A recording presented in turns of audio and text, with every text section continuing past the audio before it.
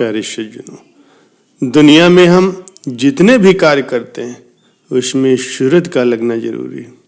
बोलना हो, चलना हो, देखना हो, सुनना हो या फिर और कोई कार्य करना हो, सूरत की नितांत आवश्यकता होती है। सूरत ध्यान को कहते हैं तथा ध्यान का संबंध मन से होता है। सूरत का संबंध आत्मा से भी होता है। सूरत में देखने और सुनने की ताकत होती है। ये सारा खेल ही सूरत का है। सूरत के दो अंग होते हैं, सूरत और निरत। सूरत का एक हिस्सा शरीर के मन से और दूसरा हिस्सा चेतन रूपी आत्मा से जुड़ा होता है। ये चेतन रूपी आत्मा संसार की रचना करने वाले परमपिता परमात्मा का अंश है। ये प्रत्येक मानव के स्थूल शरीर से जुड़ी होती है और दृष्टा के रूप में होती है।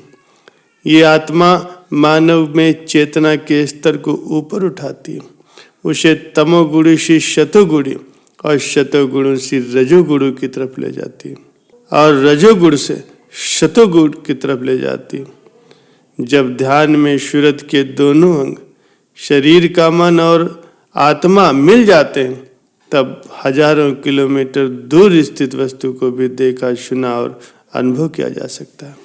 ये चेतन रूपी आत्मा के विकास की अवस्था पर निर्भर करता है। इस प्रकार सूरत और निरत दोनों का एक हो जाना बहुत ही महत्वपूर्ण है। ये चेतन रूपी आत्मा निराकार है। ये न कटती है, न जलती है, न गलती है। यह बिना पैर के चलती है, बिना कान के सुनती है, बिना हाथ के कर्म करती है, बिना मुंह के बोल सकती है और बिना आँख के देख सकती है। पद बिन चले सुने बिन काना, कर बिन कर्म करे बिन नाना। इस प्रकार से संतों ने शरीर योग से सूरत योग की बात कही। सूरत से देख सखी वो देश, जैसे कामनी जाए कूप पर, कर जोड़े बतलाए, आप पर रंग रचे सकें सक, सूरज घड़े पर लाए। हम सूरत वहीं रखते हैं जहाँ पर हमें प्रेम होता, इसलिए सूरत लगाने का तात्पर्य भी प्रेम करना ही है। यदि हमारी अपनी सूरत संसार में रमी हुई है तो हम संसार की वस्तुओं से प्रेम कर रहे होते हैं। मृग का बांसुरी की धुन में सूरत का लगना, पतंगा का दीपक की लौ में अपनी सूरत को लगाना, चकोर का चांद में सूरत का लगाना, मछली का जल में, ये प्रेम के उदाहरण हैं। अतः जिसने अपने ध्यान के द्वारा सूरत और निरत को एक कर लिया है वही भवसागर से पार जा सकता। इस ध्यान के लिए मानव को सद्गुरु की शरण में जाना बहुत जरूरी है और इसलिए अपनी सूरत को सद्गुरु के चरणों में ले जाने की आवश्यकता है। प्यारे सज्जनों, ध्यान में मन का मंथन होता है। आत्मा जिज्ञासा के कारण जो मन का मंथन होता है उससे ध्यान की प्रक्रिया प्रारंभ होती है। मन की व्यस्तता ही मानसिक विकृतियों का कारण होता है।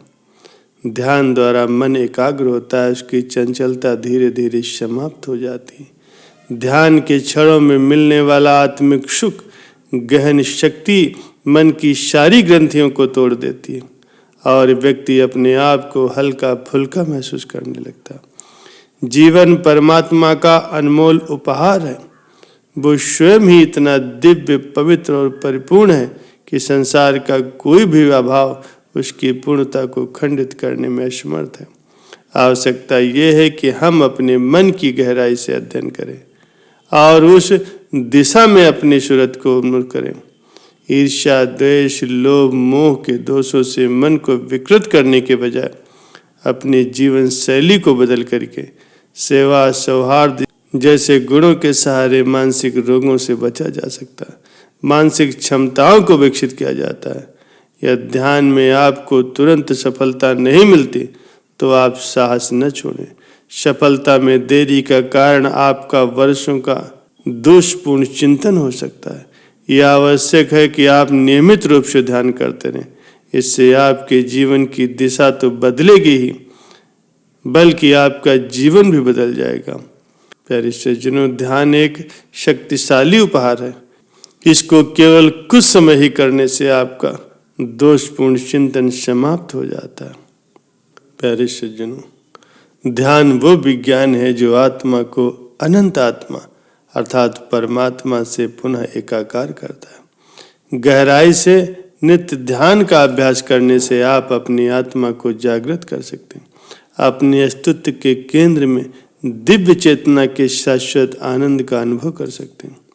आप जैसे जैसे गहरे ध्यान में उतरने लगते हैं, आपको निरंतर बढ़ती आंतरिक शक्ति और आंतरिक आनंद का अनुभव होता है जो आपकी आत्मा से प्रकट होता है। यदि उन्नत अवस्था में अपनी आत्मा को परमात्मा के साथ पूर्णतः एकाकार हो जाने का अनुभव होने लगता है। ध्यान का यही उद्देश्य है, आनंदमय दिव्य अवस्था जिसे समाधि कहते हैं। प्यारे सज्जनों, ध्यान के बहुत से लाभ हैं। नित्य प्रति अभ्यास के द्वारा शरीर, मन और अंतःकरण में सूक्ष्म बदलाव आने लगते हैं। भले ही तुरंत कुछ लाभ न दिखाई दे, लेकिन कुछ समय के बाद धीरे धीरे सब कुछ स्पष्ट दिखाई देने लगता है। ध्यान का सबसे प्रथम लाभ है कि आंतरिक शांति, साथ ही बेहतर समझ और अंतःकरण से मार्गदर्शन का प्राप्त होना। जीवन के दिन प्रतिदिन की क्रियाकलापों को करने से ध्यान से निष्पक्षता और अंतर्बोध प्राप्त होता। इससे साधक की एकाग्रता व क्षमता बढ़ती है और काम के प्रति रुझान में सुधार होता है। संबंधों और पारिवारिक जीवन में अधिक सूझबूझ और सुख झलकने लगता है। दूसरों के साथ आदान प्रदान की भावना उत्पन्न होती है और निष्काम प्रेम और निष्काम भाव जागृत हो जाता है। शरीर में प्राण ऊर्जा का संतुलन बेहतर होने लगता है, जिससे तनाव दूर होता है और स्वास्थ्य और उल्लास बढ़ते हैं। सबसे महत्वपूर्ण बात यह है कि ध्यान साधक की चेतना को परमात्मा की चेतना से एकाकार कराता है, जिससे जीवन के उतार चढ़ाव के बीच साधक के अंतःकरण में स्थायी शांति बनी रहती है।